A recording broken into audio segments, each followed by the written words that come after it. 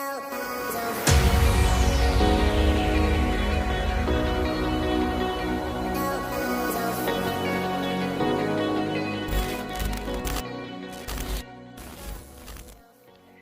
what's up guys? Welcome back again to my YouTube channel. So, nandito na naman tayo at nagbabalik sa ating editing tutorial. Ngayon guys, ituturo ko sa inyo paano gumawa ng 3D shadow behind the image sa may PicsArt. Pero bago natin simulan to, please don't forget to subscribe and click the notification bell for more updates. So, wag na natin patagalin. Let's go! Open na natin yung PicsArt. Then, click natin yung add, yung plus sa baba. Tapos, punta tayo sa may baba. Maglalagay tayo ng white background. Yan. Then, scroll natin. Click natin yung draw. Yan, draw. Then, resize natin.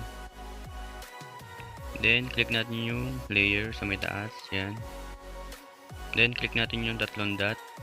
Tapos, merge. Tapos, click natin yung add, empty layer. Then, yung add photo. Yan. Then, lagay natin yung sample photo ngayon. Yan. Okay. Layer ulit, para bumalik. Then, resize natin. Yan.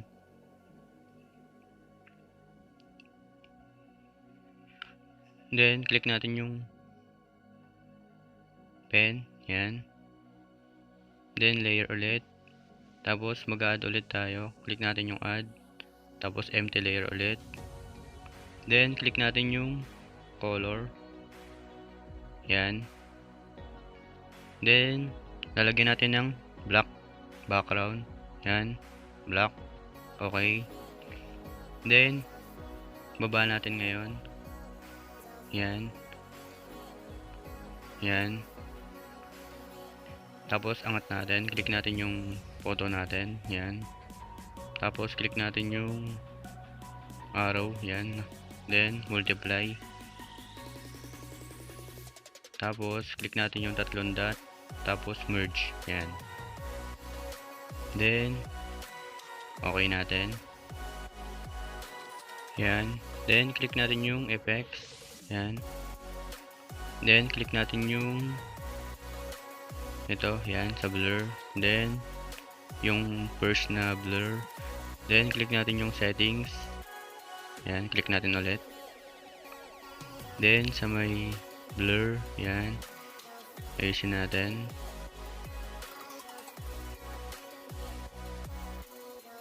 Ayusin natin. Yan. Gawin natin 32. Yan. Tapos, okay. Tapos, scroll ulit natin. Punta tayo sa may draw ulit. Yan. Click natin. Draw.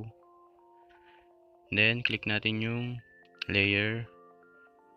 Then, add photo. Yan. Then, lagay natin yung sample photo natin. Yan. Okay. Layer ulit para bumalik. Yan, resize natin. Sakto lang natin siya dun sa may shadow. Yan.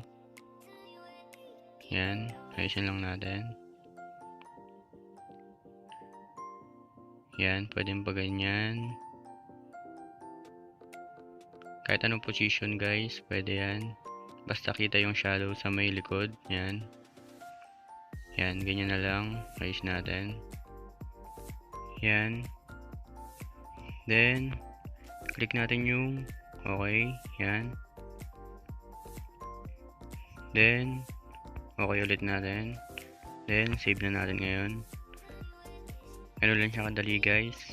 At marami pa tayong gagawing photo editing, video editing, at beat transition.